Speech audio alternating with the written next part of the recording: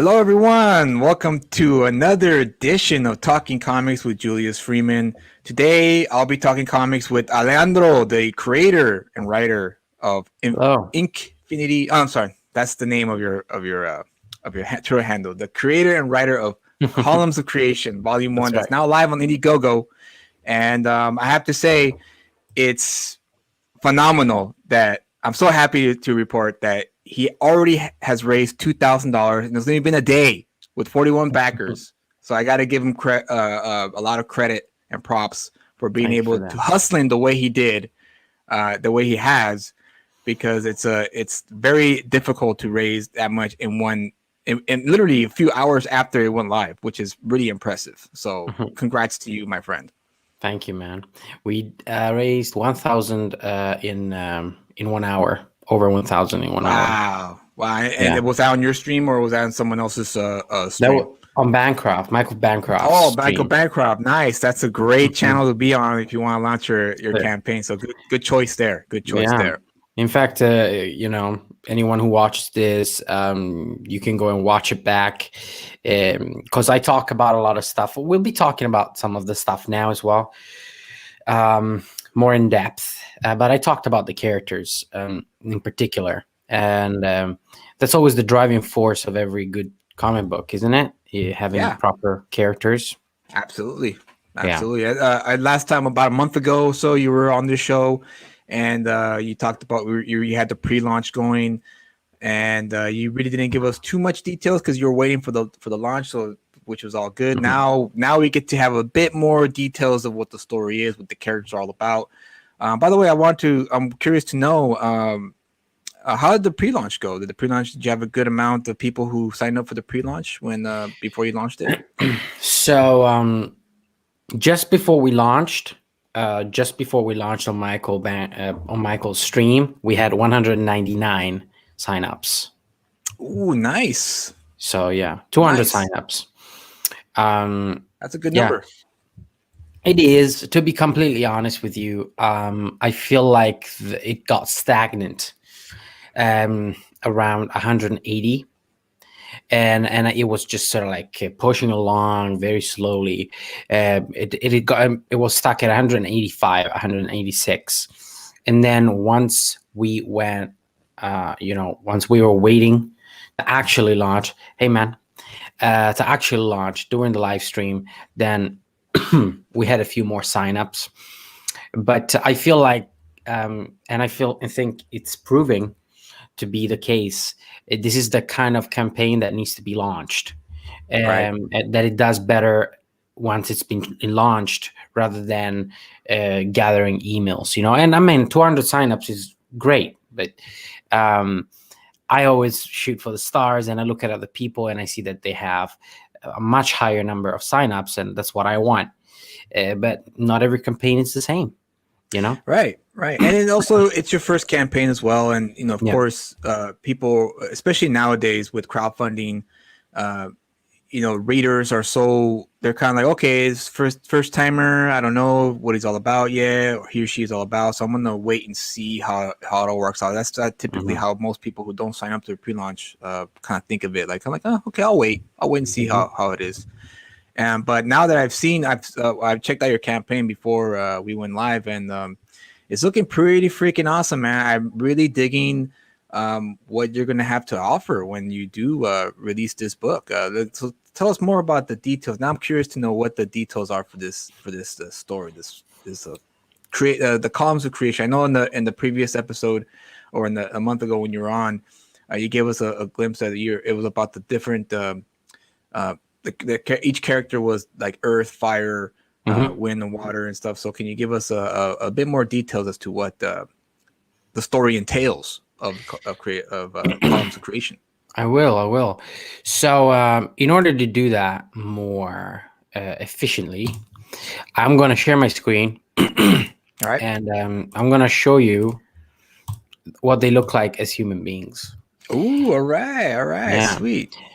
Now, keep in mind, this is my art because I can draw.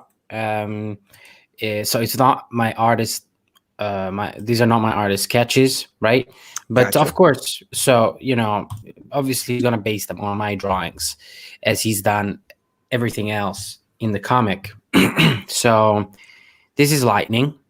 This is what she's gonna look like as a human being, and Cool. yeah, Lightning is a loner type character. She's a Wolverine type character, um, but she doesn't have that rage that Wolverine has. She is she's much she's quiet. She's quiet. She just wants to sort of um, try to understand what is the deal about humanity, right? Yeah, keep talking for a minute, okay? I have to Go step on, away yeah, for a that's minute. fine. Yeah. Go on. It's she she wants to try and understand what the deal is with humanity. I mean, Fire was is the catalyst of the story, right? He's the one who wants them to go to Earth in the first place. But then they all sort of always wanted to have more meaning to their existence, and so they all go on their different sort of personal journey throughout this comic book to try and understand themselves and how they fit into this world in which they are aliens, and they feel more like aliens than they feel like gods, because they're quite humble for such for creatures with such godly powers. Um, and so yeah, so that's Lightning for you. You got Water. Water is another interesting character. She feels insecure about her appearance in her cosmic form, and her cosmic form, as you guys can see from the sign up page, she kind of looks like a fish, right? A humanoid fish. She's the least humanoid looking creature or column of creation in the group. And and of course there are standards of beauty in existence, right? It's not just a matter of our society. When we look at something, we think something is pretty, something is not. It can go as far as even like an object, right? Is this rock smooth and round and pretty, or is it like rough and sort of having all kinds of shapes to it? So with that in mind, she feels insecure, and so she chooses a form based on a cheerleader she once thought was beautiful. And we're trying to take back blue hair here, Yeah. Julius. Okay, Nice. And that's a perfect choice, water, right? Blue. And that's right. I can't wait to see your artist's interpretation of this one, because this one looks really rad. Yeah, I'm curious to know how she's gonna look when yeah, the comic is produced. Awesome. yeah. Awesome. Well, hopefully, in the drawing comes. I wanted to look fabulous. All right, I just wanted Of to look course. beautiful, gorgeous, just a Yeah. beautiful, beautiful girl, happy-go-lucky. So that's what I wanted to look like. But again, she is complex because, in spite what I was saying while you were gone, is that she feels insecure because she doesn't like what she looks like in her cosmic form, and so she chooses this sort of very pretty appearance as a human being. But of course, it's a smoke screen because you can put all the makeup you want, right? All the wigs you want, but if you don't feel Right. comfortable with yourself, um, you're still broken. You have to fix it. Right. You have to go to the source of the problem, right? Which is kind of like the overall theme of the story, that they come to Earth to fix this inherent feeling of solitude that they've been feeling for such a long time. And yeah, so that's Water for you. And then you go Fire, of course. Fire is I don't want to say the main character because they all play equal in terms of time. Right. Like screen time. They all play equal parts in the story. But time is kind of sorry, time. Fire is kind of the catalyst of the story, in that he's the one that feels the sense of an accomplishment and existentialism the most out of them all, or the one who's been showing signs of it for the longest time.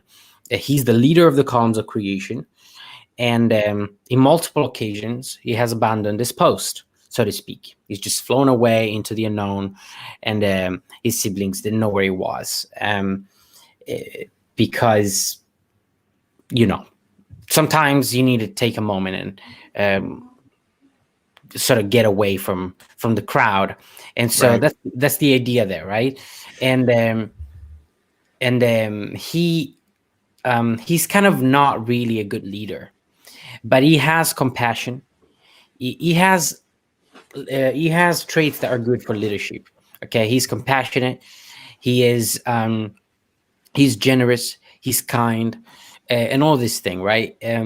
But I think we all understand that when it comes to leading, you kind of need like an iron fist of sorts, Right. especially when you are facing against deadly cosmic threats. Okay. Yeah, of course you have to. Now I have a uh, question. Is Fire Go going to on. be a ginger? He's gonna be a ginger, yeah, Okay. Okay. I one want to hundred make sure. percent. He's not going to be turned into any other race or anything like that. Okay, we're going to stick to ginger, straight white ginger, because that's how I have envisioned him. And so the vision is everything for me.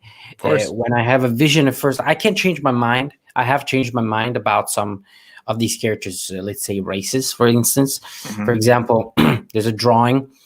I posted it on my story, so I can't show you anymore on Instagram. But um, at first, I had drawn Earth to be an old white man, okay, like very old in his 80s, and Light was supposed to be sort of like a little African American looking boy, as a juxtaposition to his power. Right, he's Right. he's completely pale and white in his cosmic form, and then in his human form, he's quite the opposite. But I sort of changed my mind afterward. Why did you? What prompted you to change your mind? Was it just something that you felt that it was something that felt natural, or was it something that triggered it? Were you like maybe you just it came to you one day, or what was it that made Well, you someone change your mind? someone pointed out, it's like, why is he? Someone was pointing out, in his cosmic form. I'll probably publish like a making of book someday. It's gonna be full of shit, full of shit. Believe me, there's so much stuff. People will love it. But Light used to be orange. That was his color at first. Oh, He okay. looked yeah, he looked exactly the same, but he was orange. And because I wanted each character to have their own color, right? I wanted them to be my Power Rangers. And so, because when I was coloring Fire, I'm not really great at coloring, so I would just use the red color, you know, instead of like creating like a fire orangey kind of color.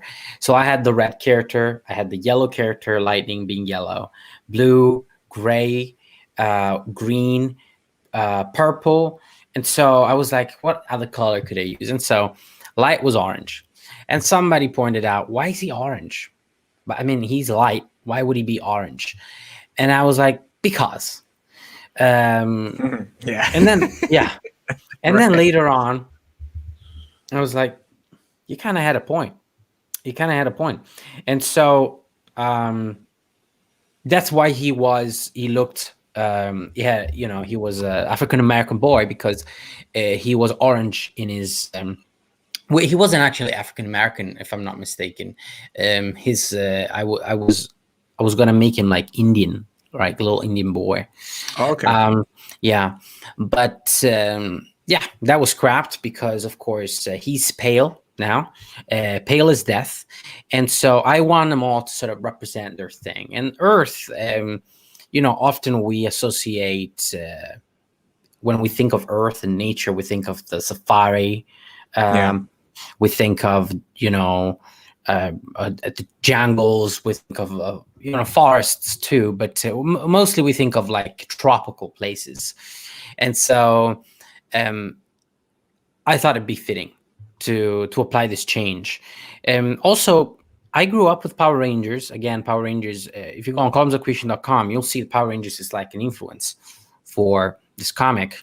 And Power Rangers was always diverse, right? You had the, this character, that character, that Yeah. character, but it was never in your face. They never made a thing of it in the story. It was never plot point. Nobody ever commented on it. It was just what it was, because the world is diverse, and so people understand that it's clever to sort of appeal to different demographics in terms of age and, appearance, and nationality, uh, creed, whatever it is. It's just a good bis, bis, businessman practice. God Yeah. damn it. And yeah. So Earth is, he's kind of like a mysterious character. He can communicate with the fauna and the flora of the Earth, and so he can feel their sort of anguish and anger. Why are they anguishing and angry? Because you know human beings have taken the front seat of this planet. We are the dominating species. It isn't necessarily wrong, but of course, the commons of creation are the elements of nature. So they have the kind of the role of the avatar, if you will, in that they need to be neutral about things. They can't meddle in the affairs of the worlds that they have created. Um, Oh, cool. and So like, if they can't meddle in the affairs of Earth, does that mean that their powers are limited? They can't really use their powers if they try to use it to meddle in the affairs of man. no, they can. They can Oh, they use can. it. Okay. Yeah, they can use it. Oh, They make a choice not to. This okay. is what makes them. You see, you want to give your characters limitations, right? Right. But at the same time, you want to give you want to make your characters likable. So I thought, why not give these characters morals, right? Like morals that are similar to ours, in that they're coming to Earth to take a vacation from their duties of creation. So they make a vow not to use their powers during their time here. Um, this, of course, they make a vow not to create things. Let's just put it that way. Okay. So, because they can't manipulate matter, so they could create money if they wanted to, but of course they are not going to.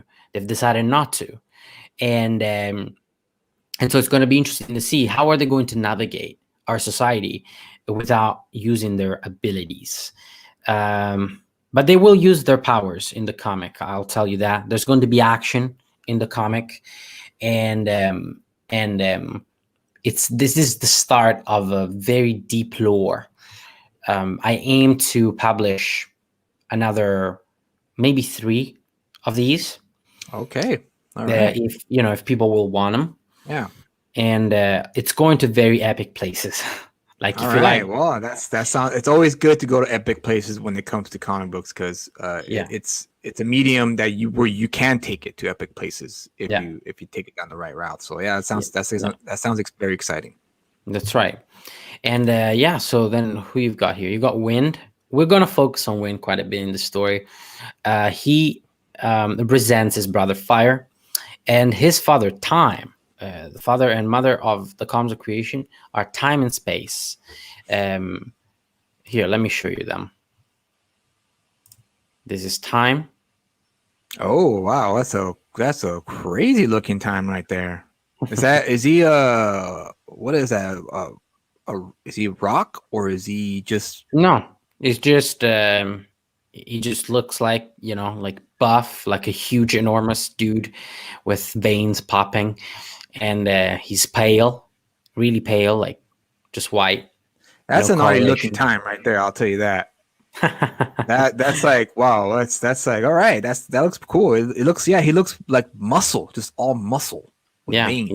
he's Very cool. enormous, and here you got his wife, uh, Space, right? Ah, Yeah.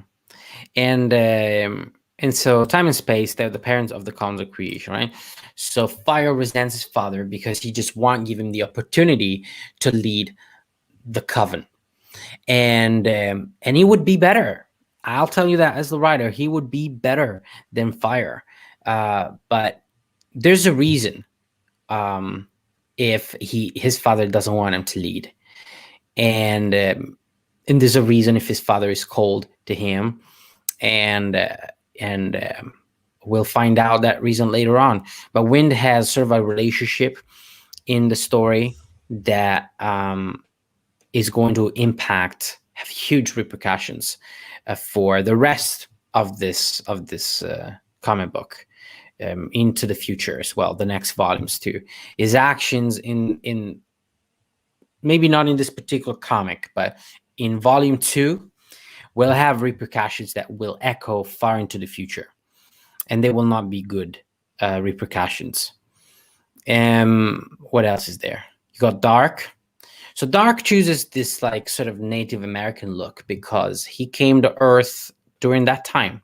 He's the only one who has come to Earth before, and he fell in love with a woman who was from an Apache tribe, and that was the time when, of course, you had cowboys and Native Americans, tribes, sort of going at each other. And I kind of want to tell a spin-off story of this. We'll see. Everything is relative. I could just hint at it. I would be happy with that too. But if I was able to tell that story, that would be a much darker story, like a proper Hellblazer type story. Oh, okay, all right. Yeah, like Spawn even. All right, like a really dark. He's the most Spawnian, if you could say that, type character. Okay, yeah. So Yeah, yeah, just very dark, very brooding. but he's not. That's the Oh, thing. He's not brooding at all. He's actually the smiliest character. He's the most just nice guy out of them all. The one with the least amount of damage, if you will. Even Water, she looks happy, but like I said, she's not, right. She has problems. But Dark is just nice. He's just a nice guy. And I wanted to do that because usually, characters related to darkness are always what you just said, brooding right. and so on. So I just wanted to sort of, what is that? How would you say when you go against expectations? Uh, I don't know. Word. Subvert There you go. expectations. Subvert expedition. Yeah. Yeah, but not in a Ryan Johnson kind of way. So anyway, uh, yeah. Ooh, I like that. I like Light. That's a cool Yeah. hairdo right there. You got Light. No, Light, of course, he's got crazy hair, no matter what form he's in. But here is maybe slightly less crazy. Light also has been on an adventure during its lifetime on a far, far away galaxy, on a planet there. He's met somebody, he's befriended somebody who's taught him some very important life lessons. And but the events that took place left him with this sort of like PTSD, if you will. And so since then, he's been unable or unwilling, I should say, to change his form. These are, of course, the columns of creation are shapeshifters, so they can change their body whenever they want. Cool. But he chooses not to age because that was the age he was at when those events took place. So it's sort of like his way to hold on to the memories of his friend. And you've got Paradox. Now, Paradox, the other characters are going to retain their names in the story, even when they become humans. Because let's face it, nobody's going to assume you're the embodiment of fire just because your name is Fire and your hair is ginger, right? Right. But Paradox has got his own name, Ezra Hempel. He is a successful businessman living with his wife and newborn daughter in the American suburbs.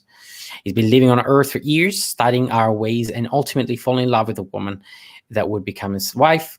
But shortly after the columns of creation arrive in our world, something happens that will turn Paradox rabid against us. And so, yeah, this is Paradox.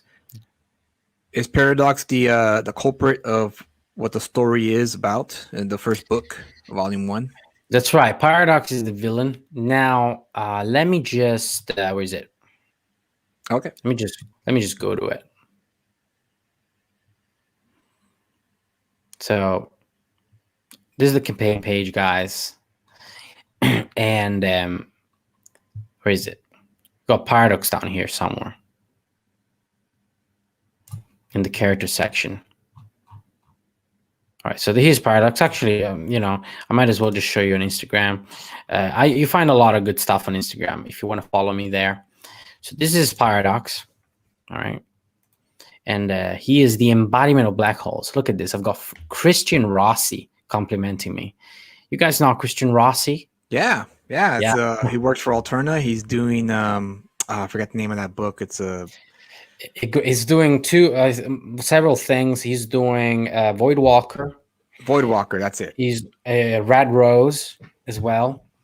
Yeah, Uh, he's up there, man. He's rising up the ranks. So yeah, yeah, that's awesome that you got Christy Rossi to acknowledge and it's a beautiful piece, by the way. Like I'm not yeah. that's a great piece by who's the artist again of this the name of the artist of this book? So my artist is Matt Monaco, Monaco. Italian. He's doing a comic for Aftershock called Knock 'Em Dead, and he's working on other things, of course. And then my colorist Carlos Moreno, he's doing other comics for other CG projects as well. And I mean, where is it? I mean, look at this art and these colors, guys. Yeah. If you haven't backed this Amazing. comic yet, hopefully you're just waiting for your next wages or something. Yeah, that's typically how it works. Right. Hopefully it's not about the art looks shit, the colors look shit. I mean, if you're ever gonna back a comic based on the quality of what it looks like, this should be it. All right. And if it looked like shit, I will tell you myself, don't back it. As a matter of fact, if it looked like shit, it wouldn't even exist. There But you I go. pride myself on being a very strict editor. And so hopefully anything that comes out of me, I mean, creatively speaking, will be of, great quality, like what you're seeing right now. And so, yeah. So that's the artist, the colorist. Then the letter is Eric Weathers. And we had a Ooh, different, yeah, there you go. Eric We had, Weathers. Beautiful. All right. Then you're gonna yeah, have yeah. yourself a great book then if you got Mhm. Eric Weathers to do the lettering. That's right. And the lettering you see here is not from Eric. This is from someone else, but he had to leave due to personal reasons. Okay. So we've got Eric working on it, and I don't know if he's going to change them. He probably won't. He'll probably just continue where the other one left off. Yeah, Uh, that actually the lettering you have now and these pages look great. So I don't think there's any need to change it yeah, unless yeah, he chooses to do so. But so yeah. far they look pretty great to me. Yeah. Anyway, I trust Eric. Whatever he wants to do, if he wants to tweak something, I don't mind. Yeah. So that's Eric Weathers at the lettering, and Von Klaus, creator of Monster MD, is my graphic designer. He helped me put together this page, all these dividers, and Wow. this visual right here of the stretch goals. All this character section here, all the perk images, you guys. That was Von Klaus. Where are the perk images? I don't know what's happening with my Indiegogo. It's putting my perks all the way at the bottom. And then when I go to them, they sort of refresh and go back to the top. It's ridiculous. Well, here let me share my screen and maybe I'll get a better. It won't give me the same problem with mine. Mm-hmm. Let me, There we how do I go. stop sharing here? There you go. Wow. So you've been keeping busy, man. You've been hustling out, reaching out, and getting all sorts of talented people to work on your project, which is a great sign that you do care about your work. And that's guys. When you, especially for me, speaking for myself, when I go to the comic book shop, I always make sure when I buy a comic book, does it look like the writer and the artist and the editor and people in the team, do they care about what they're doing? Do they care about what they're doing? They want to give you the best quality work, and if I see it in the book, I'll buy it. And this here is definitely, you can see that Alejandro is very serious about his work. He wants to provide the customers, the readers, the best top quality that money can buy. And I think, especially with the prices that you're offering here in your tiers that I've been looking at, they're great prices. And Thank you, how many man. pages is the book again? 44. 44. For 44 pages, you get for 11 US dollars for the PDF, right? This is the PDF digital, yeah, So that's digital. the PDF. Yeah, you've And got, then of and then course, for the normal. 25 you get both the PDF and the print. What more can you ask for Mhm. especially for this kind of project? Does so let's go through your perks. Let's see Okay. what else do you offer in your perks here? So if you go all the way to the top, uh, maybe we should start there. There you go. So that's the featured perk. That's the one I want people to get. Why? Because it's the most convenient for you, and at the same time, we reach our goal a little quicker, possibly. So the Ultimate Elemental Bundle, what is it? It's the comic book called with colors and everything, with Oh, all the characters on the cover, whoops. um, and then Hold you've on. got All right, here we go. the black and white version of the comic, which has got Fire, sitting on the rock on himself by himself in black and white. The comic inside is going to be black and white, not colored, black and white, no colors, black and white. And it's going to have the lettering, of course. So it's a fully readable comic. You're going to have the PDF. The PDF is included with everything in this campaign, and the trading card of Paradox. Of Paradox of Earth. Now, like I showed you earlier briefly, I will go down there later. We have stretch goals in this campaign, which are all trading cards, and they're all beautiful. Look, let me show you. I have an actual physical example. Now, these are matte trading cards, like with matte coating, which I don't want because it makes them darker. I chose Well, Fire because let me get you. Fire is the one that looks the best. I wish it would look better, but it just doesn't. Yeah, it just won't. So yeah, what happened? I don't know. What do you mean? I couldn't hear your voice anymore. Oh, I got out of the stream so that way it get close up to you so you can show the card. Oh, nice. Oh, so that's how On it yeah, works. so I could show it so people can see the card clearly when you're pointing the camera. All right, thank you. Yeah, so that's what they look like, but without the matte coating, and they'll look a bit brighter. And so they're just beautiful cards. I don't think, no boasting, no boasting, but I don't think any other CG campaign will offer you as beautiful cards as these ones. I'm gonna have No to other. agree with you. I'm gonna have Yeah. to agree with you on that one because Mhm. these cards look like cards from a game, a card game that you buy, like Magic the Gathering and World of Warcraft and Yeah. those kind of games. So these cards do look like that same quality, and yeah. So I happen to agree with you on that one because I've seen a lot of campaigns, and a lot of campaigns have their own merit, have their own great things that they offer.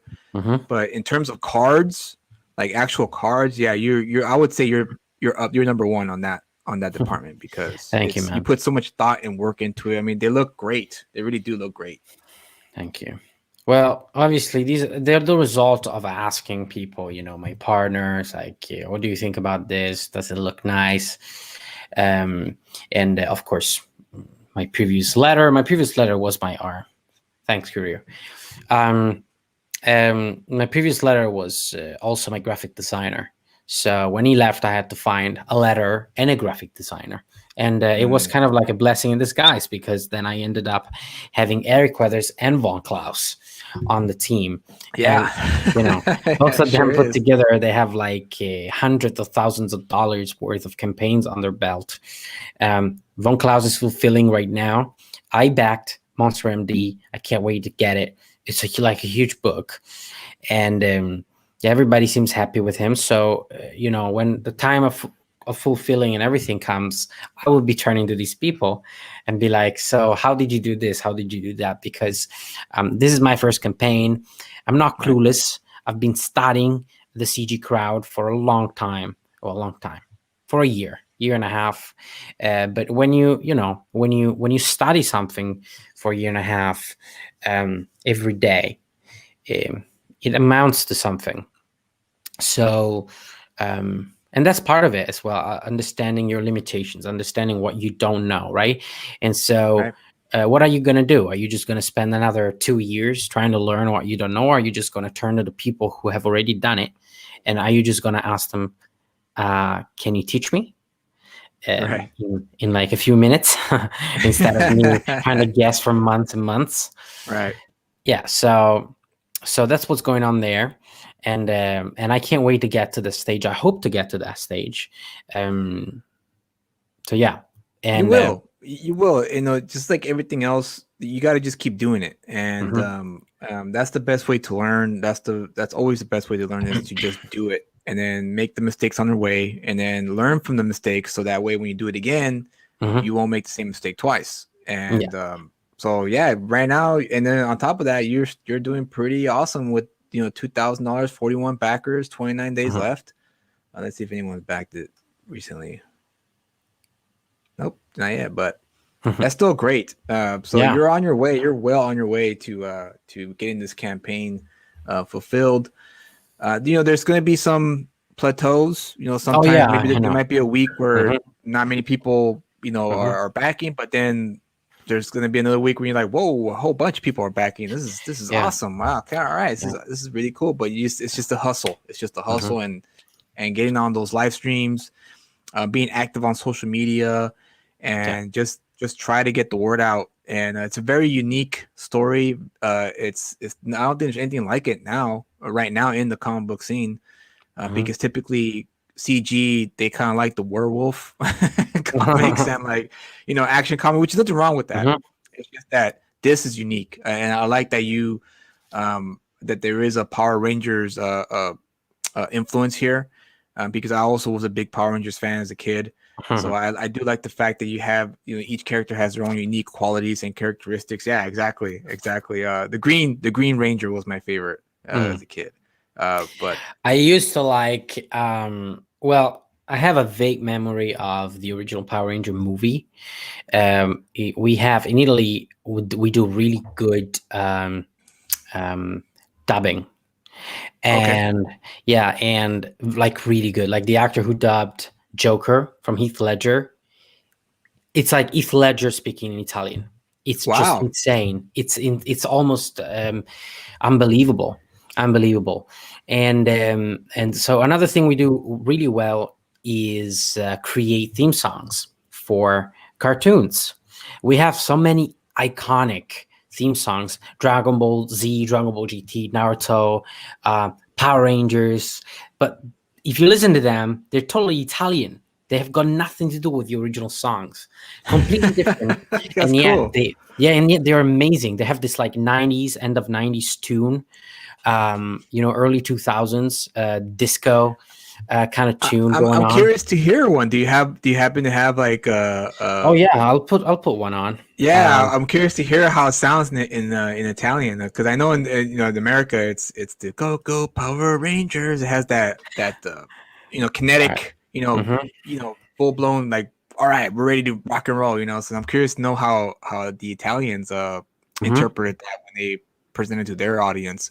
All right, wait a That's minute. awesome. Wow, that's cool. That's cool. I can't wait to hear it. I've got it. All right, wait. Where is it?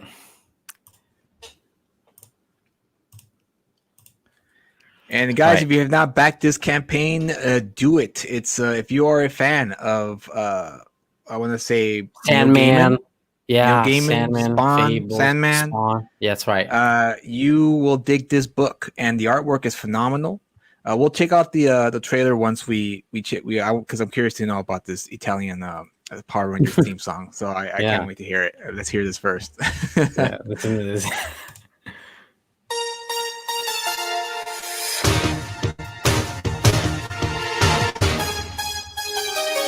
Wow.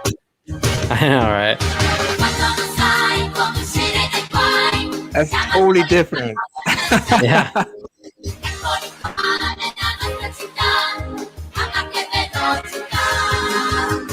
Rosso e giallo più, rosa, nera e blu, i colori Power Rangers.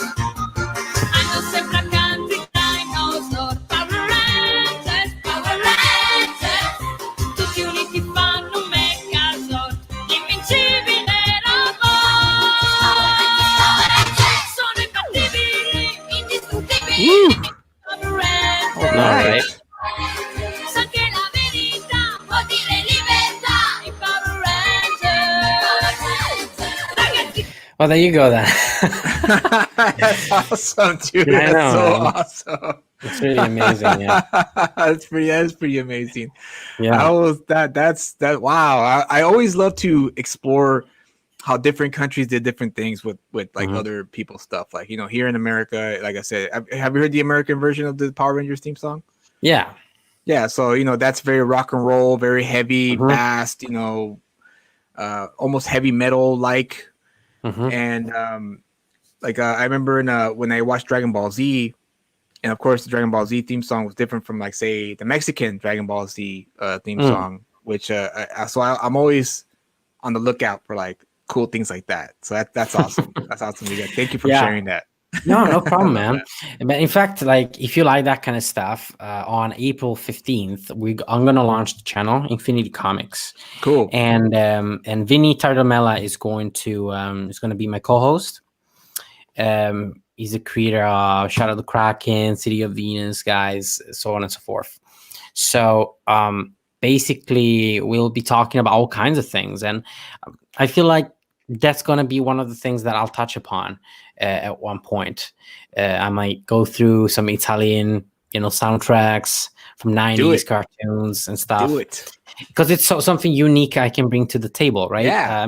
There's other Yeah. half Italian people in CG. Billy Tucci, I love Billy, but I'm sorry, I'm Italian. All right, I'm Italian, born and bred in Italy. Thank you very much. Yeah, So, yeah, no, of course. Of I course. made yeah. There you go. Yeah, like Uh, you know, I make no bones about it. Like I was born and bred in America. I'm American. mhm. Like so, you know, when I hang out with my Mexican buddies, you know, Yeah. they're Mexican. Like they're like, Right. no, no, no, Julius, you're not Mexican. Yeah. You're Yeah. American. Like Yeah.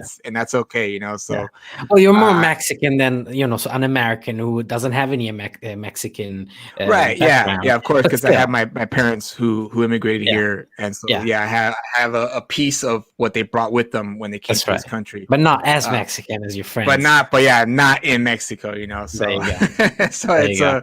it's a you know like a half breed, you know, Yeah, yeah, like the son of Superman, you know, yeah, yeah. half A half Superman, green half human situation. being, you know, Hmm. that kind of deal. So all right, Yeah. let's check out the your trailer here. This is different from your pre-launch, right? Your pre-launch trailer, or is it? No, it's the same trailer. Oh, it's the same trailer. Oh, we'll still watch it anyway, Hmm. just to let people Yeah, know. it's a short trailer.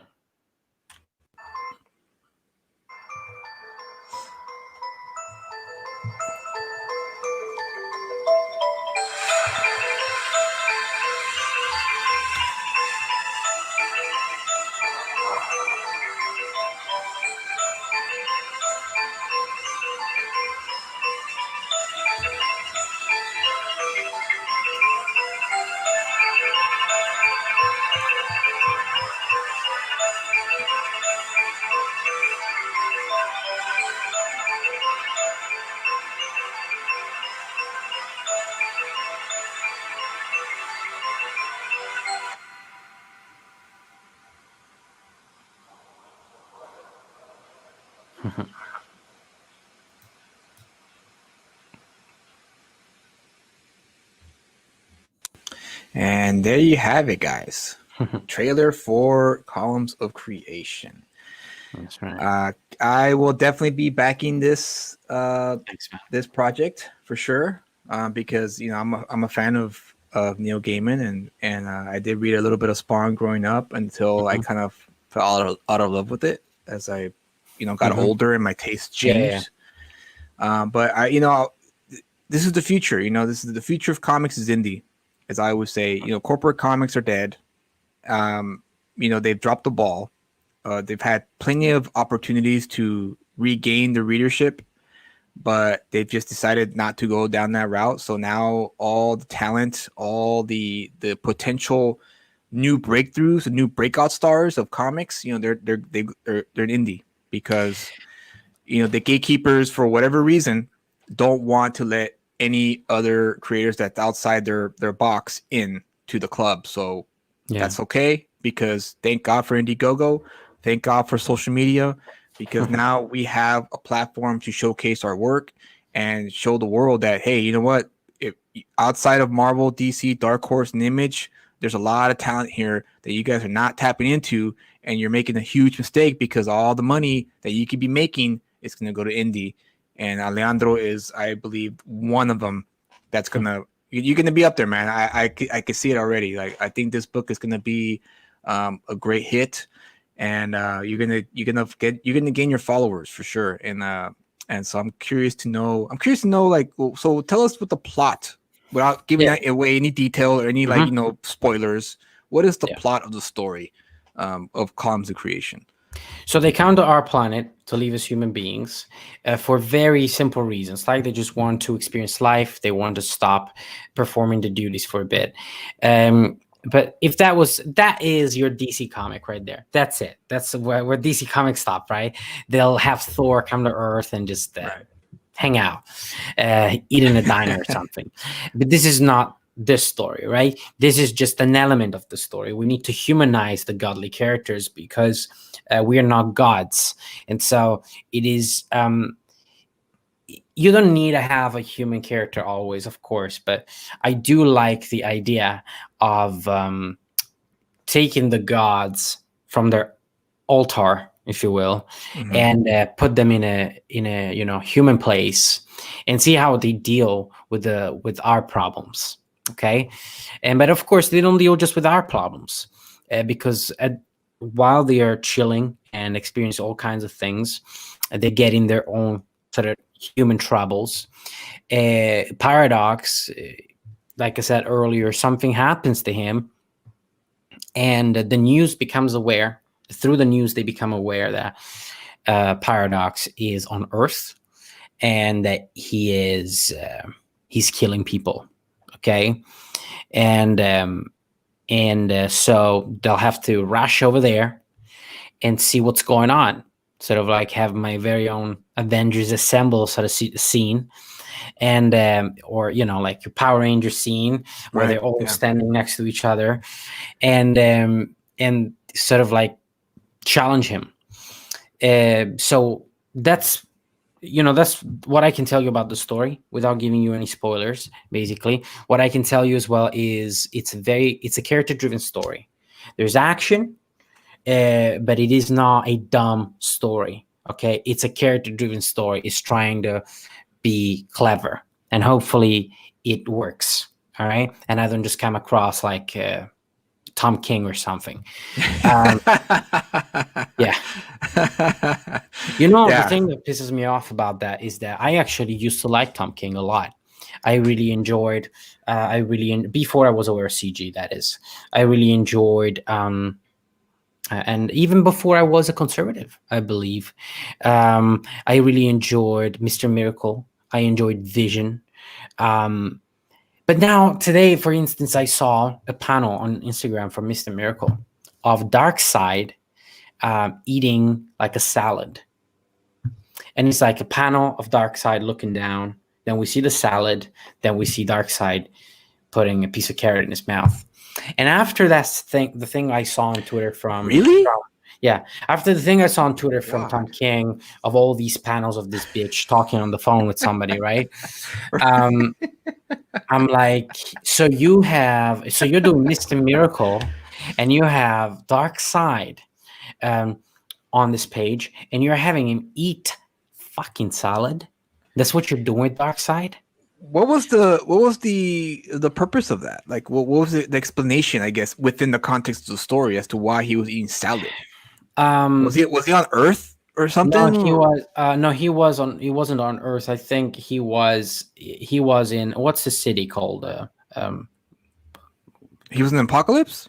Apocalypse, yeah, and Mr. Miracle comes with his wife and his child, and because they bought that for the kid, basically they hang out with that kind of food, like uh, takeaway kind of food on the go, little carrots and stuff, and Wow. so he just had it on the Eh, table, and Darkseid is trying it. I think I don't remember the exact context, but that's what he does, right? Tom King likes to always ground the characters and Yeah. like again deconstruct the characters, but he does it in the worst of ways, in the most boring of ways. Now back then when I Yeah. read it, I thought it was interesting. I kind of enjoyed it, right? I'm like, well, I can read Darkseid fighting and displaying powers and shit anywhere else, but when I read Tom King, I know what I'm getting. This is what I'm getting, right? I'm getting a slow paced, intellectual, trying to be intellectual kind of Right. thing. Um, now, I kind of still enjoy the way he does dialogues between characters, but I can't stand by his behavior. I can't stand Right. by um, his advice as a writer, as a storyteller, telling people, ignorant storytellers up and coming, who don't really yet understand the medium, you tell them that you should make a comic like this, and you show them those pages of like 3 4 pages of the same character Right. talking Yeah, on I the remember that. phone, Yeah, I remember that post. That slightly was moving. Why? yeah. Like what are you trying to do? What's wrong with you? I think it's I think he comes from the school of thought of make comics so that way it could be easier to be adapted into a TV show or into a movie. I think that's what his that's what he wants to happen. And your boy Zach made a video yesterday that I thought that I agreed on 100%, which was he was sad that the New Gods movie was canceled and all these movies were canceled, you know. Hmm. And he said, "I'm sad. It's a sad day, not because they lost their movies, because now Tom King and all these creators who ruin comics are gonna come back to comics and not stay in Hollywood." So it was like, hey, I you know, know what? I right? didn't even think of it like that. You're right. They are Damn gonna it. come back, and they Yeah, are that's gonna continue making their crappy comics. but it And doesn't it doesn't matter. We don't care because who the fuck is reading those comics anymore? I'm not. exactly, a small amount of people are still reading them. You know, because I went to comic books, my comic book store last week, and people are still there. You know, people are still going in and buying these comics, and And that's fine. That's yeah, good it's for fine. them. It's just not it's not in the numbers that they will hope to Yeah. to sell. And I know Rob Liefeld he's going back to Marvel and he's making the next book. And apparently all the books that Marvel printed are they got bought up by the stores that are still open. So Mm. that goes to show that there's still a market there, you know, for the old Yeah. school comic I book bet, creators who I bet everybody will turn understand. around and say, "Yeah, that's toxic. Yeah. This character Yeah, looks too exactly. muscular." Yeah. Um, but anyway, but then you have people like, look, if you read down there, it says similar comics. It says Creed by Trent Kanuga, right? You guys, Creed is on also an Indiegogo, um, making just a little more than me, just a little more, and and It's a competition, it's a healthy competition yeah, that we need. yeah. But like, I mean, I'm gonna be honest with you. Creed is basically the Sandman. Okay, he basically took the plot of Sandman and applied his character to it, and it's fine, whatever. I would, I still want to back it because it's my kind of thing. It's still probably more enjoyable than the new Sandman, which is, I'm afraid, a little woke. I bought the first 2 trades and I stopped. I have them in a box ready to ship out to some eBay buyer whenever possible. Wait, the first two like original Sandman No, no, books? no. The Oh, new, the revamped? the new, they continue in the Sandman universe. Oh, okay, I see. Yeah, publishing under Yeah, DC because the Black original Label. Sandman was freaking fantastic. It Yeah. was out of this world fantastic. So the original Sandman, to give you an example of how you tell, so that's an example how you tell an intellectually stimulating story whilst not Right. being boring as fuck. Yeah. Right. So the problem with the difference between people like me and Tom or Neil and Tom is that me and Neil, not I'm comparing myself to Neil, but just in terms of kind of storyteller, right? Kind of person. We understand the value of our artist. We understand that comics is a visual medium, Correct. and so as much as we have managerial power, if you will, we also need to let our artists and colorists and letters as well do their thing. Let them be a little bit, don't sort of whip them and tell them, you're going to have to draw this over and over and over again. Right. For like that poor guy must have been, oh my god, I can't wait to draw the last face. I'm pretty sure you just copy and paste it on Photoshop, because you can easily do that and just change the Yeah. like the small movement in the hands and whatnot, or the eyes. Yeah. So I if I were an artist, I would be like, okay, copy and paste time. Let's just do it. Copy and paste. Copy and paste. Yeah, but that's how you tell a good story, intellectual story, without being boring. And that's the other thing, but that I'm going to talk about this on my channel. I have a theory about why Marvel and DC are doing what they're doing, because I'm just going to hint at it. Have you ever been on Webtoons? I have, Julius? yes. Yeah, I've been on one. So if you see how many people see a comic, right? You usually see crazy numbers, like 26 million or something like that. So what I think they're doing is they want to bring that audience to physical comic books. All right. That's why they're printing the comics that DC and Marvel are putting out, especially DC, are they're looking more and more like that kind of Tumblr art, and and they're appealing to a more female audience, and they're trying to do this virtue signaling all the time, because that is the kind of audience that reads comics on Webtoons. That is what comics look like on there. They don't focus on fighting and shit. They focus on relationships. They focus on diversity. They look very girly. I'm telling you, that's what they're doing. They're trying to bring that audience from Webtoons. So how are they getting the numbers that they're getting, the 25 million views and what have you? Is it just because the same people are viewing it over and over again, or the clicks, or how exactly did they get I'm not sure. People watching, I'm not sure. Reading the Webtoons comics? I'm not sure about that. But regardless, it's bonkers numbers compared to the physical comics. Right. So I'm pretty sure that's what they're doing. I haven't heard anyone say this theory, to be honest with you. Well, I can't wait to have you expand on that on your show. I'd be curious to know. You said April 15th was the April launch? 15th, every 15th at on Thursday. It's a Thursday at 4 p.m. East. We're gonna start on Vinny's channel, and then everybody's gonna move over to my channel, because I'm kind of like the not so cool kid right now, the one nobody knows, and so I'm gonna hang out at his party, and then he's just gonna come over to my house, and we're gonna have the party over there. So yeah. Let's see. Curious Comics is asking how common sense eludes the writers of the big two. Tell us. How common sense eludes the writers of the big two. That's a good question. Yeah. I'm the type of person who doesn't like to speak for other people. So you would have to ask them, and I'm pretty sure they're going to give you a runaround answer and kind of justify why they do what they do. Honestly, I think it's pride. I think it's ego, for the most part. For me, anyway, my perspective is that they, when you have the title, right? The title, Julius Freeman, writer of Marvel, or writer of DC Comics, or writer of Image, or Dark Horse, whatever. You kind of there's a sense of like pride there, because not many people get to that level. Right. And when you get to that level, it's almost like when you make it in Hollywood, right? When you make it in Hollywood, everyone knows who you are, everyone knows your name.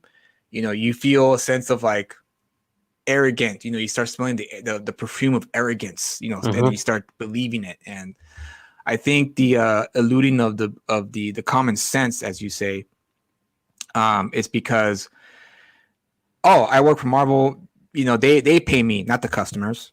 So I don't care what the customers have to say, because in the end of the day, when I get my check, it's signed by a Marvel, executive, or a Disney executive. You know, Mhm. and so I don't care. I get paid either way. If my book doesn't, if my book sells 12,000, as opposed to before me, it was selling 50,000, 60,000 copies, and my book sold 12,000. I'm going to pay the same, so it doesn't really matter to me. Mhm. So I think that's what it is, in my personal opinion. I think some of it, yeah, some of that definitely is the reason.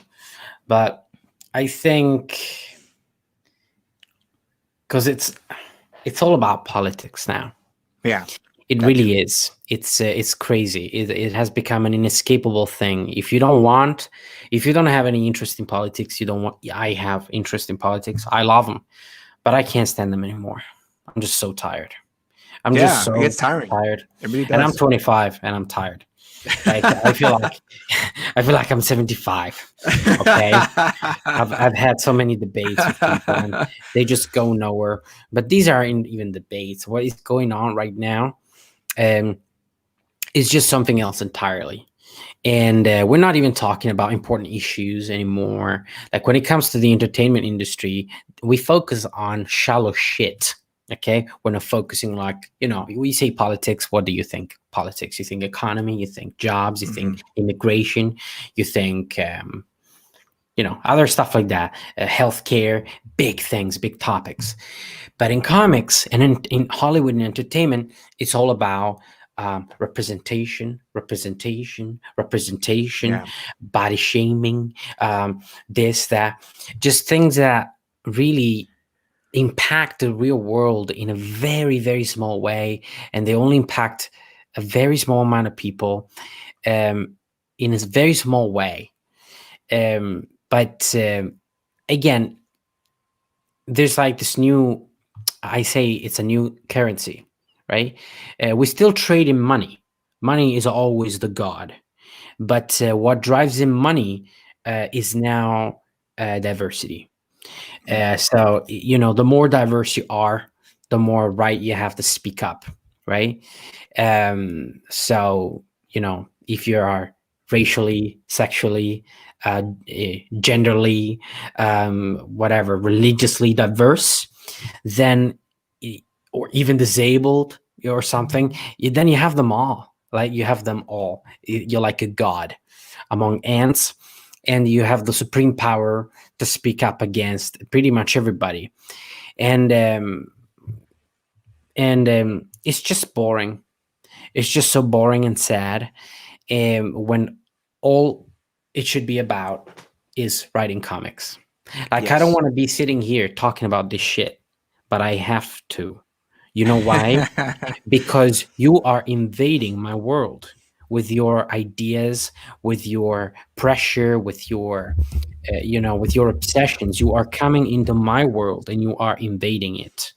And so you force me to defend myself. And how do I defend myself? Well, the first person who did, um, I don't know what his name was, but somebody came forward and they created Comics Gate. Comics Gate, that's what Comics Gate is. It's a reactionary movement to this kind of oppressive mentality that the mainstream has, that you can only do things one way. And whilst they try to appear as progressive, they are actually the bigots, because the way that they keep on producing comics, the way that they keep on putting them out, that is the opposite of progressive. Whereas Comicsgate is the progressive response to the antiquated methods of Marvel and DC. But for some reason, somehow, we are the bigots. We are the ones who are stuck in our ways. Um, it just boggles my mind. So where's their common sense? They don't have any, and it's not just about their ego. It's also about their beliefs, right? They think they're in the right. They think they are, and in fact, if you notice, the vast majority of these idiots are, um, they have a certain skin tone that looks very much like mine, and they have a certain gender that looks very much like mine, and certain sexuality. Um, leave that for another time. But the point is, it's always the wrong kind of people who speak up for others, right? It's always like the white knight coming forward in his shiny armor and trying to save the day. You know why? Because they feel guilty. They feel guilty because they have been brainwashed into believing that all the evil in this world was caused by people who look like them. And and this is a very big problem that unfortunately affects the entertainment industry, and and kids who don't really read comics, because kids don't just happen to have $6 in their pocket, right? And they don't want to read a comic that the female character on the cover is wearing a t-shirt that says ask me about my feminist agenda. um, Yeah, I remember that cover. I was like, okay. oh my All god, right. I can't believe they're doing these things. Like, comics used to be entertainment for kids and stuff, and then later on they matured a bit, and you had Swamp Thing, you had stuff like that. But now they just turned into like just like a political instrument, and again, they are written by people who feel guilty, who hate themselves, and it's dangerous because the people who read the comics or watch those movies or whatever, who are not into politics, who don't understand what they're reading or listening to or watching, they subconsciously absorb those ideas, and they start to believe that, yes, indeed, I am the cause of all evil in this world. Yes, indeed, I caused slavery. Yes, indeed, I kill those people. It's like, no, man, you're doing, um, it's evil. It's evil.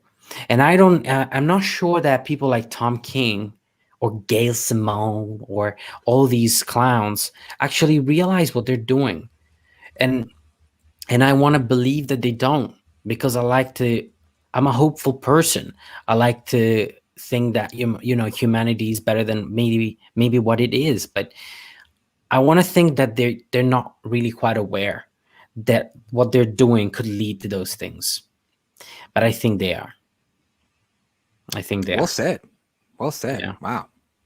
Yeah, that's I couldn't put it better myself. Yeah. I started collecting comics, when I was 12 years old. I don't want to give away my age, but it was in the 90s. It was in the mid 90s. And I remember walking in, and in the beginning, at first, I felt like I was in the wrong place because, I'm brown, and when I was younger, I was browner. And when I walked into my first comic shop, it was nothing but white people, white kids, white adults. But never once did they ever make me feel unwelcome. In fact, they were happy.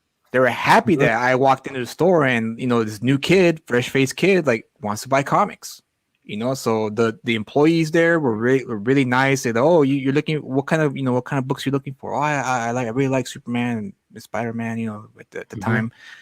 And then, "Okay, here, check it out." And they would hand me books and go, "Here, check these out, and if you like them, come back. Come back next week when we get new comics, and we'll talk comics." And I was like, "Oh, cool, sweet." And it was the first time I felt accepted in the community, where it was like, wow, this is actually kind of nice, because I was and where I grew up at, it was still kind of, it was still ingrained in me that, you gotta make sure you don't go into that neighborhood, because skinheads or not Nazis might be living there, and you don't want to walk through that neighborhood. But it was refreshing to see that, hey, hey, cool, come on, here's you like Spider-Man, man, well, here are other books that you might like that are similar to this, check it out. Right. And So it's, for me, comics is always a place where people can come together and like talk comics. Mm-hmm.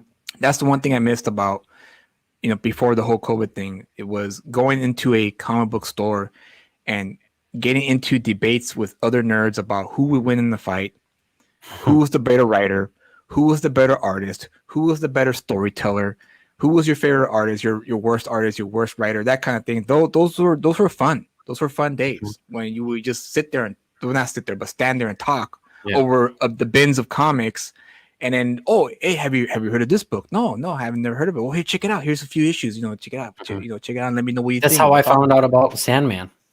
Oh, there you go. So you another coworker, not a coworker, but someone in the comic shop recommended you Sandman, and you started Yeah, reading it. I was flipping through it. Of course, on the outside, it doesn't look particularly enticing, right? If you're not into that kind of stuff.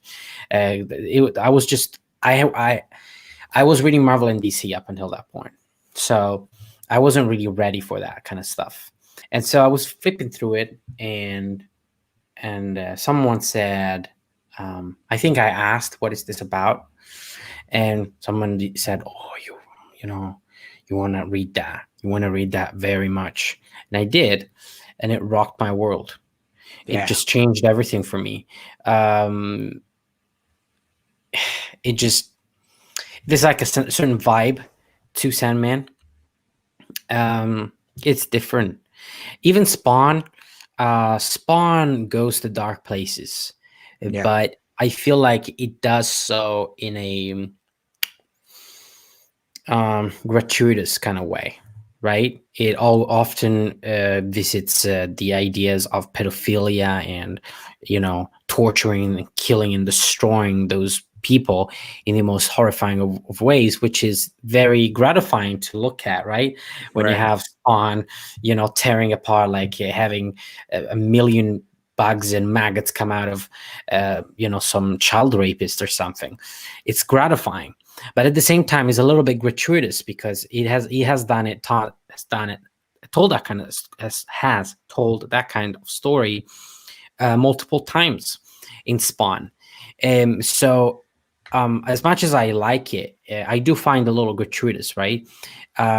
Whereas Sandman is different. Sandman, Fables, Lucifer by mhm, Mike Carey, these kind of books, they they sort of um, they sort of explore philosophical aspects of life, right? They explore dreams, they explore mythology, they explore fairy tales. The idea that fables, and fables in many ways is, I should have said from the get go, columns of creation is like fables.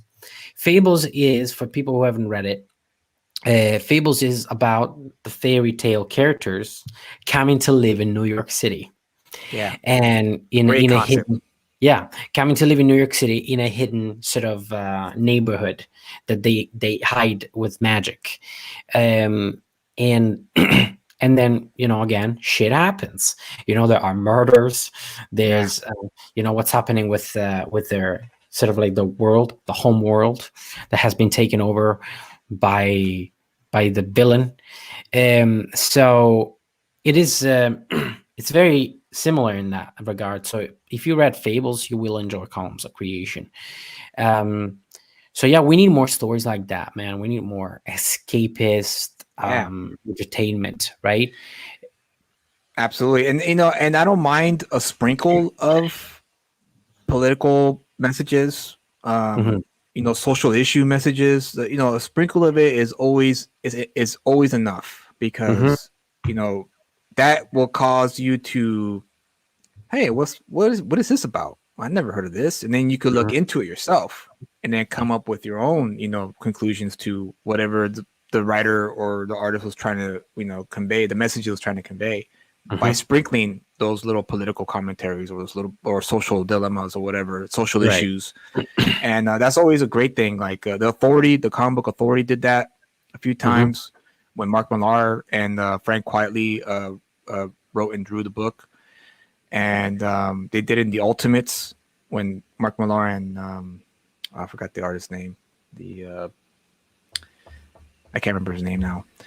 But yeah, when he did the Ultimate, he did the same thing. That's why I liked Mark Millar, because he always sprinkled a little bit of that. Alan Moore was a bit more heavy-handed, but since he was such a good writer, it worked. It worked for him. When he did, you know, uh, like for instance, Swamp Thing is a very pro-environmentalist book. But it's not the stuffing it down your throat. It's the character Swamp Thing, and Right. I like that he approached Swamp Thing objectively and not used as a tool for his propaganda of preserving the environment and what have Is you. it Brian Hitch? Brian Hitch, thank you. Yeah, that was the Yeah. artist.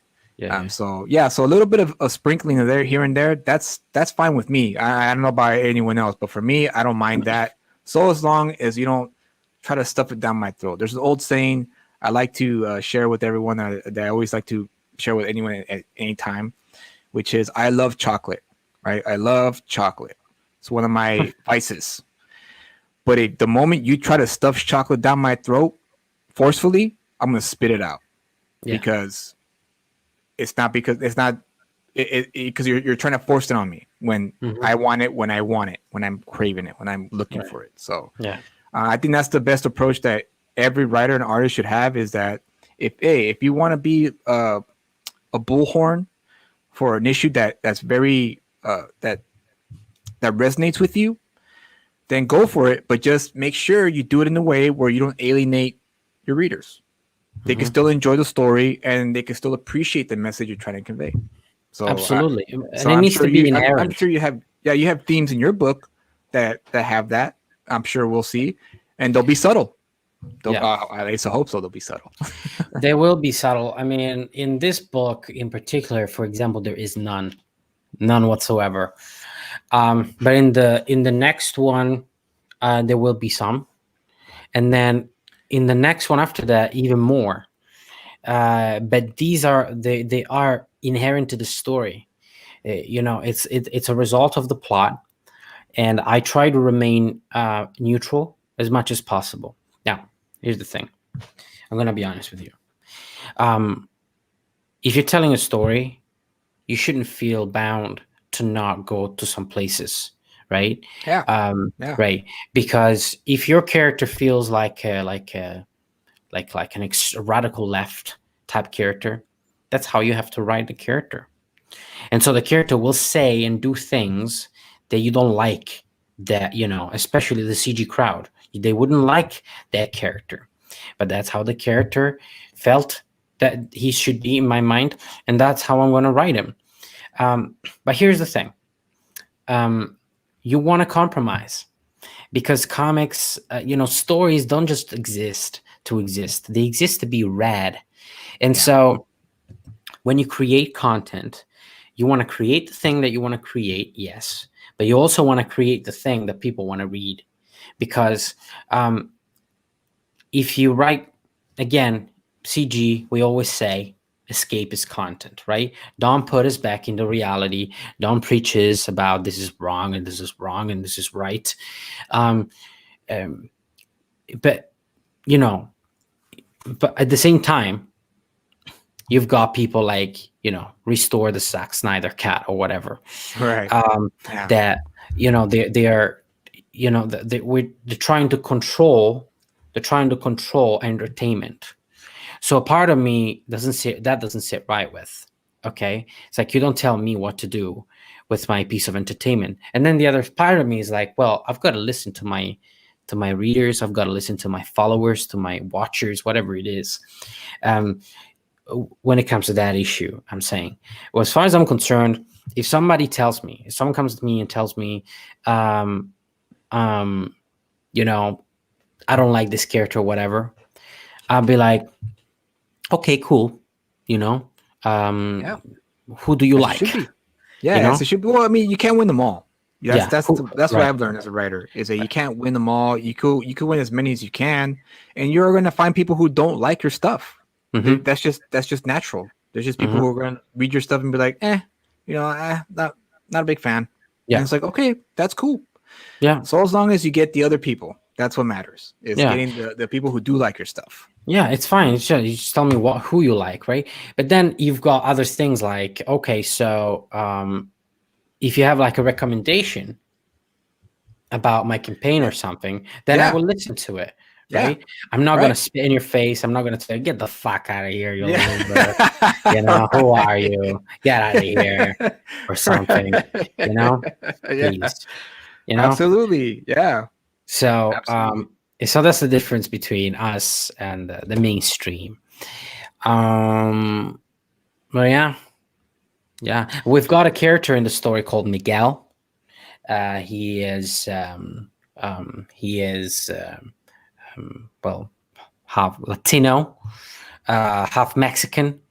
Um, are you half Mexican or fully Mexican if your parents are Mexicans but you were born in New York? You it would be considered Latino, full Latino. Mexican is a Right. nationality. So Mexican would be if you were born in Mexico, but race ethnicity wise is Latino. Right. Yeah. So he would. That's that. There you have it. We've got Miguel. Miguel is, he's a nice kid, but he's a bit annoying in some regards. He's a bit annoying. He believes in things that I don't particularly agree with, but yet I wrote him. Why? There you go. Because he's not me, right? I'm not writing myself into the story. Me and Miguel, do we have things in common? Yes. Me and Miguel have things in common. Very important things, but we are very different people. Very different people.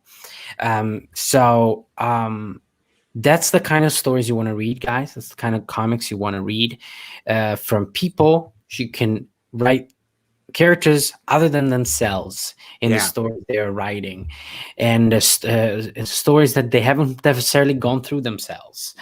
Fantastical, epic stories. And Comes of Creation is going to epic places. This first volume is down to earth. That's why it's Great called Down to title. A Earth, great title, by the way. right? That's a fantastic Because not title. only they come to Earth, but also they are humble characters, and it's a story that takes place in New York City and in the suburbs, but with the cosmic element to it, right? There's action, but then the future of Columns of Creation is just, it's stellar, literally stellar. Okay, so oh, we will see. We will see. If you like action and you like superpowers and you also like intellectual stories, then back Columns of Creation, guys. There you go. There you have it. Columns of Creation, Down to Earth, Volume 1. Back it if you have not backed it today. And if you plan on backing it later when you get paid, hey, then do that. Do that. Show some love to Alejandro. He has a great project. I'm definitely going to back it. I'm looking forward to it. I can't, November can't come fast enough. November, right? November is the estimated time delivery, if I'm not November, mistaken. yeah, November 2021. That should be just fine by November. I'm a very realistic looking guy, right? I understand that delays and things can happen, Right. but Yeah. let's Absolutely. say a worst case scenario, I don't see it going beyond February 2022. Okay. There you So it go. would be There you like have it. maximum like 2 months delay. This is our first campaign, guys. So I want to make sure that in the end, you're gonna get a beautiful comic in a great package, and that you don't wait a year for it. So yeah, the whole overall experience will be satisfactory. There you go. There you have it. So wow, we've been talking for an hour and a half Yeah. now. So can you put up? Yeah, let me put up the link for the campaign. I should have done that in the beginning. My apologies. It's I should have done that right from the get go. All right, here we go. all right. They know where it is. So there you go, guys. The link is on the comment section. Click on it, bookmark it. If you plan on backing it later, save it to your favorites so that way you know. And if you want to follow Inkfinity Comics, where can they find you at, Alejandro? If you want to follow me, you go on Instagram, guys, at Alejandro_VS, like it says down here, and on Twitter, same handle. I would prefer Twitter because I'm trying to build my Twitter audience, but Instagram is better for you to see a lot of stuff about this comic that I don't post anywhere else. You can also visit the website, columnsofcreation.com. But most importantly, if all else fails, of course, back the campaign, or like Julie said, save it. But most importantly, beside that, subscribe to my channel, Inkfinity Comics. Just search it as it's written here, and subscribe, because we'll be talking politics. But that is the least of the things we'll be talking about. We'll be talking about comic books. We'll be talking about comic book making. We'll be talking about crowdfunding. Vinny has several successful campaigns. We will be deconstructing what it takes to create a successful campaign, what it goes into fulfilling it, what it feels like for me to be in the midst of a campaign, my first campaign. We'll be talking about pop culture, movies and news. We'll be doing draw streams. We'll be hosting other creators. Julius, someday you'll be on my stream and I'll be interviewing you. Awesome. And Awesome. yeah. Can't wait. So all that kind of stuff, guys. So please subscribe, and that could become your new sort of like channel to hang out with. So I'm gonna do the honor of subscribing to you live on Thanks, man. Julius Freeman Comics. So there you go, subscribed. Thank So you, if man. you have not subscribed to his YouTube channel, do it, so that way you get the updates for the campaign if there are any updates. And also, yeah, it'd be great to listen to it's always good to keep the marketplace of ideas open. Mhm. It's free and open. And if you don't agree with something or disagree with something, hey, it's okay. Like, it's always best to talk it out. Mhm. It's always best to I don't want to say debate, because debate's always there's a concept of win and lose, with a debate. So I kind of go by with what Plato wrote in his book, the Republic, which was he came up with the concept of dialectic interchange. So what dialectic interchange is two people having a discussion about a certain idea. It could be anything. It could be any topic. You could flat Earth against not flat Earth, right? 9/11 was an inside job. People who believe the official story, that kind of thing. And you could sit there and talk it out. You spew your ideas. No talking over each other. No debate. No, that's just talking. No one gets mad. No one gets upset. It's just, you're just listening to each other. And the concept, the idea, which is what I love, is that in the end of the conversation, or the end of the discussion, you both gain something from it. So you kind of find your own middle ground, and you kind of, oh wow, I didn't know that. I had no idea that was a thing. Oh yeah, well, and then you could expound on that, and then the vice versa. Like, well, actually, you know what? I never saw it that way, and then you both gain from it. No one loses, and that's the concept that Plato came up with, and I love it, and that's why when I have people on my show, it's everyone's welcome. And if you don't like what I do, or what any of us do, if you're anti-CG, hey, you're anti-CG. There's nothing I could do to change your mind on that, because I'm not anti-CG.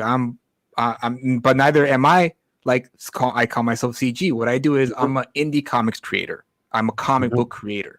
So everyone's welcome in my platform. Doesn't matter who you are, where you are, or how you are. As long as you don't, I guess, threaten to kill me, it's all good. So it's fine with me, What was that? What are you showing here? Look at this.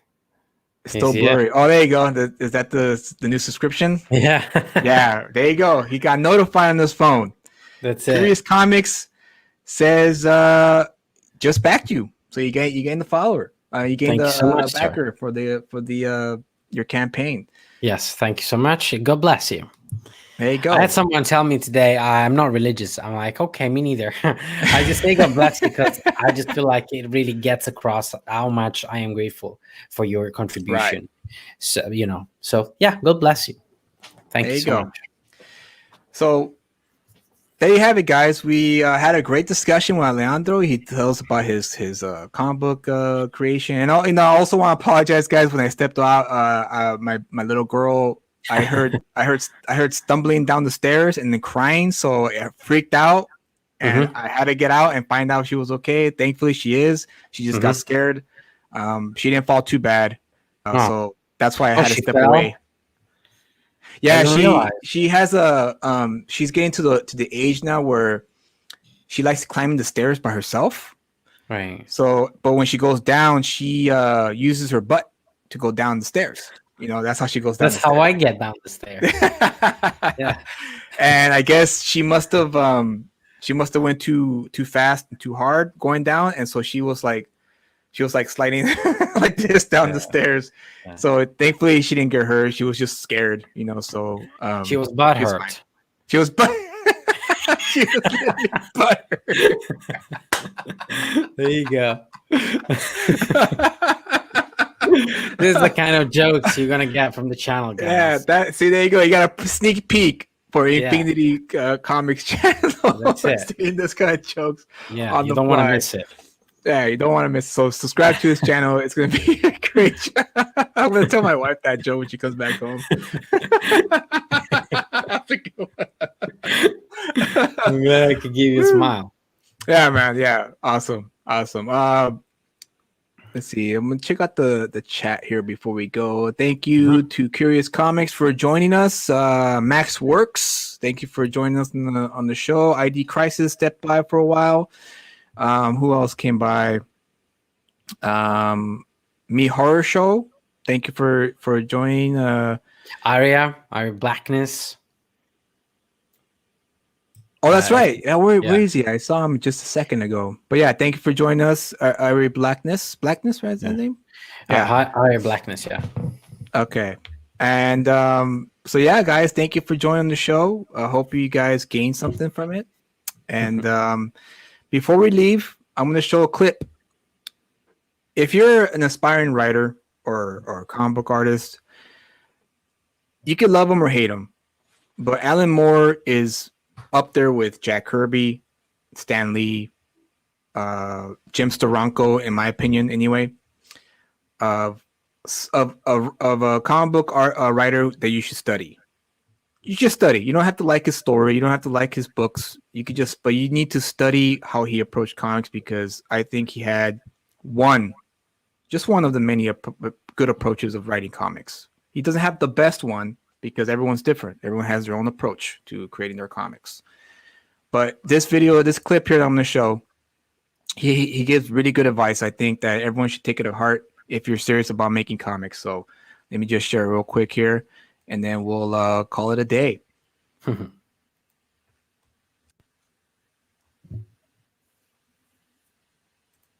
a living out of all this. What the hell do you do? I do comics. I do, well, any sort of writing pertaining to comics. Comic writer, then you just write comics. Oh, I write comics, and I consider that to be as worthy as any other form of endeavour. You wouldn't have said to Stravinsky that he just did music. Oh, so it's art, is it? You're a purveyor of culture. Well, what is this art that we should be thanking you for then? Yeah, I'd say it was art. Comics, on the other hand, are a little bit better than most art, because any kid who's got 30 pence in his pocket, 40 pence, can go down to the corner newsagents and buy a piece of work that people have put a lot of honest endeavour into. It's not something that you have to have a sort of a charge account to appreciate. It's not something that you need a vast education in the classics to appreciate. It's something that is within reach of anybody. There you go. Nice. If you guys have not seen this, it's an Alan. You can check it up on YouTube. It's called the Alan Moore documentary, 1987. And yes, Max Works. He did have amazing hair and an amazing beard too. It's a great documentary. It's only 40 minutes long. It's chock full of great insight into Alan Moore's thinking process as a comic book writer. And so yeah, I highly recommend it. Check it out. It's a great watch. You won't regret it. But yeah, I just want to share that with you guys because I thought it was a great answer to that question. Comic books are a little bit better because it is accessible. It can be accessible to everyone. Mm-hmm. You know, you don't have to have, like you said, not have vast knowledge. You don't have to have a PhD or anything. It's just something you go to the store, you pick it up, and your mind can be blown. So That's right. So with that said, is there any last words you want to say, Alejandro, before we call it a day? No, I just want to thank you for having me on. And thanks to all the people who have watched this live, people who will watch this later. Now, this video will be on YouTube for until the end of time. And so who knows, maybe this video will have tens of thousands of views years from now, or Yeah, maybe hopefully. tomorrow. You don't know. So whoever watches this, you are awesome. If you like me. If you don't like me, you're slightly less awesome. And but still okay, I guess. And yeah, there's a thank you to the guy who backed the comic. Thank you to everyone who backed my comic. This is the first stream since we launched. So if you guys are watching this and you've backed it, thank you so much. I hope we reach our goal and unlock the stretch goals as well. So you can get every single thing that I want you to have, all the trading cards and the comic. Just, I can't wait. And then to tell this story even further and get you down this rabbit hole even further. So yeah, that's all I've got to say. And that's all. Sounds exciting. Can't wait for it. So don't forget, guys, to hit the like button, subscribe if you have not subscribed to Julius Freeman Comics, leave a comment, interact, hit the notification bell, and we'll see you on the next one. So good night, or actually have a good Saturday, have a great weekend, stay safe out there, and we'll like I said, see you on the next one. Peace. Bye.